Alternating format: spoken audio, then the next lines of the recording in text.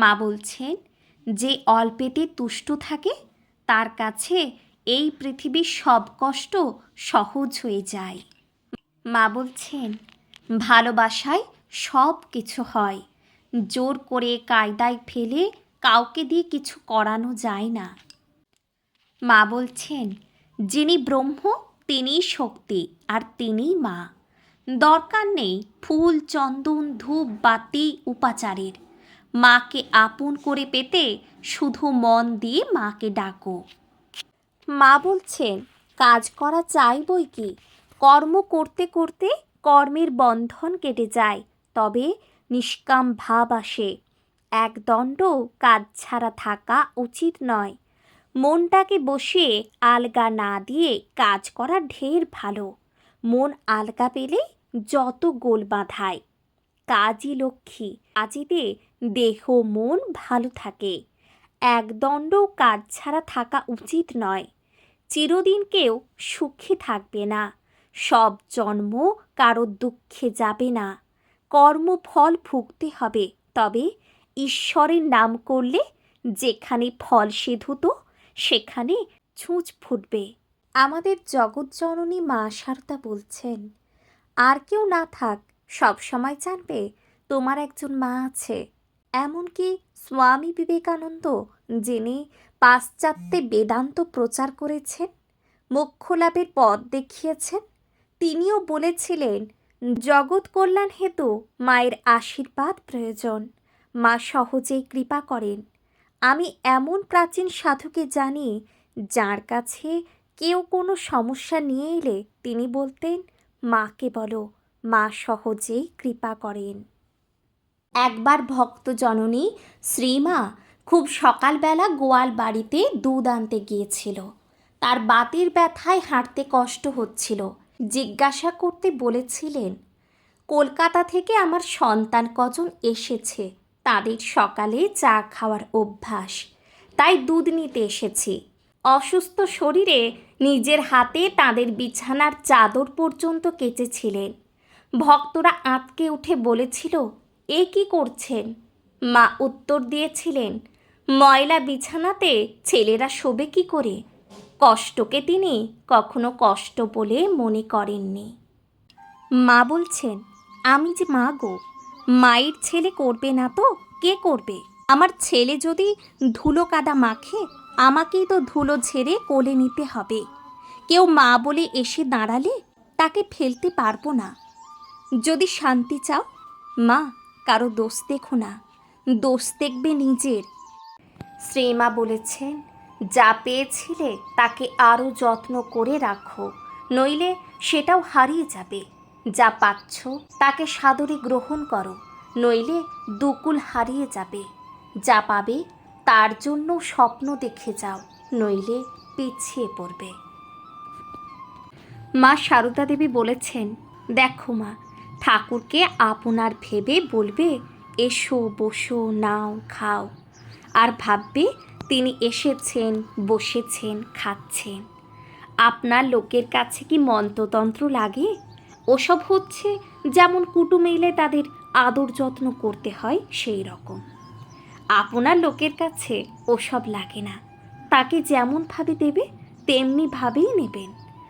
ভগবানকে যে ভালোবাসতে পারে সেই ধন্য হয়, তার দুঃখ কষ্ট থাকে না। শ্রীমা বলছেন, বাবা, বিপদ আপদ এসব আসবেই কালের নিয়মে। ধৈর্য ধরবে, ঠাকুরকে ডাকবে, মনের কথা জানিয়ে কাঁদবে, দেখবে তিনি ঠিক তোমার ডাকে সাড়া দেবেন, কোলে বসিয়ে নেবেন। আর আমি মা তো আছি। আমি থাকতে বিধাতারও সাধ্য নেই আমার সন্তানের কোনো ক্ষতি করে। ভয় পেও না, জানবে মা তোমার সঙ্গে আছে।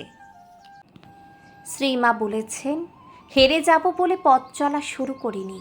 হোঁচট খেয়েছি অনেক, সামলেছি একাই, তবু মনে আশা আজও আছে। চলতে চলতে পথের বাঁকে কেউ একজন ঠিক বলবে, আমি আছি, ভয় নাই। শ্রীমা বলছেন, মনটাকে বসিয়ে আলগা না দিয়ে কাজ করা ঢের ভালো। মন আলগা পেলে যত গোল বাঁধায়।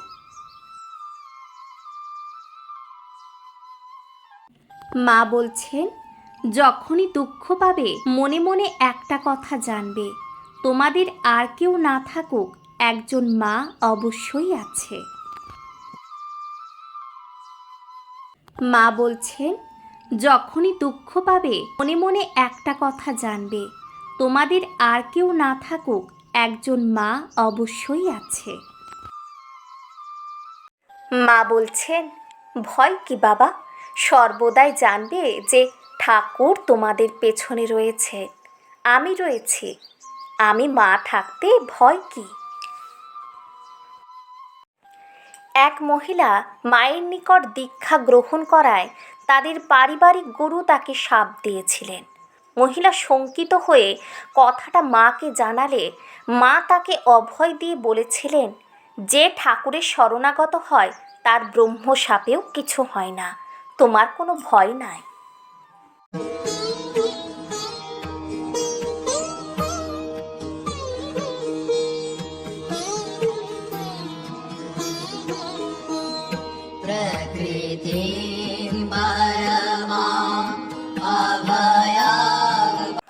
মা বলছেন, আমি একটা কথা বলছি, জীবনে শান্তি চাইলে কখনো অন্যের দোষ দেখো না, দোষ দেখবে নিজের। এই পৃথিবীতে কেউ তোমার পর নয়, সবাই তোমার আপন, এই গোটা পৃথিবীটাই তোমার। মা বলেছেন, আমি সত্যেরও মা, অসত্যেরও মা। যেমন ফুল নাড়তে নাড়তে ঘ্রাণ বের হয়, চন্দন ঘষতে ঘষতে গন্ধ বের হয়, তেমনি ভগবত তত্ত্বের আলোচনা করতে করতে তত্ত্বজ্ঞানীর উদয় হয়। শ্রীমা বলেছেন, যা পেয়েছিলে তাকে আরও যত্ন করে রাখো, নইলে সেটাও হারিয়ে যাবে। যা পাচ্ছ তাকে সাদরে গ্রহণ করো, নইলে দুকুল হারিয়ে যাবে। যা পাবে তার জন্য স্বপ্ন দেখে যাও, নইলে পিছিয়ে পড়বে। শ্রীমা বলেছেন, 100 জনকে খাওয়াতে হবে না, কিন্তু চোখের সামনে একজন ক্ষুধার্তকে দেখলে তাকে একটু খেতে দিও। যদি শান্তি চাও, কারুর দোষ দেখো না, দোষ দেখবে নিজের। যখন মনে কোনো বিষয় উদিত হবে, জানবার ইচ্ছা হবে, তখন একাকী কেঁদে কেঁদে তাঁর নিকট প্রার্থনা করবে। তিনি সমস্ত মনের ময়লা ও কষ্ট দূর করে দেবেন, আর বুঝিয়ে দেবেন যারা এসেছে, যারা আসেনি, যারা আসবে। আমার সকল সন্তানকে জানিয়ে দিও, আমার আশীর্বাদ সকলের উপর আছে। কাজ করা চাই বই কি, কর্ম করতে করতে কর্মের বন্ধন কেটে যায়, তবে নিষ্কাম ভাব আসে। একদণ্ড কাজ ছেড়ে থাকা উচিত নয়। শ্রীমা বলেছেন, হেরে যাব বলে পথ চলা শুরু করিনি, হোঁচট খেয়েছি অনেক, সামলেছি একাই, তবু মনে আশা আজও আছে। চলতে চলতে পথের বাঁকে কেউ একজন ঠিক বলবে, আমি আছি, ভয় নাই। শ্রীমা বলেছেন, নাম জপতে জপতে ইন্দ্রিয়গুলোর অনিষ্ট শক্তি নষ্ট হয়ে যায়। ধ্যান, জপ, ঈশ্বর চিন্তা, সৎ কাজ করলে পাপ কেটে যায়। ইষ্টে যার সর্বদা মন থাকে, তার কখনো অনিষ্ট হয় না। মা বলেছেন, আমি সত্যেরও মা, অসত্যেরও মা। যেমন ফুল নাড়তে নাড়তে ঘ্রাণ বের হয়, চন্দন ঘষতে ঘষতে গন্ধ বের হয়, তেমনি ভগবত তত্ত্বের আলোচনা করতে করতে তত্ত্বজ্ঞানীর উদয় হয়।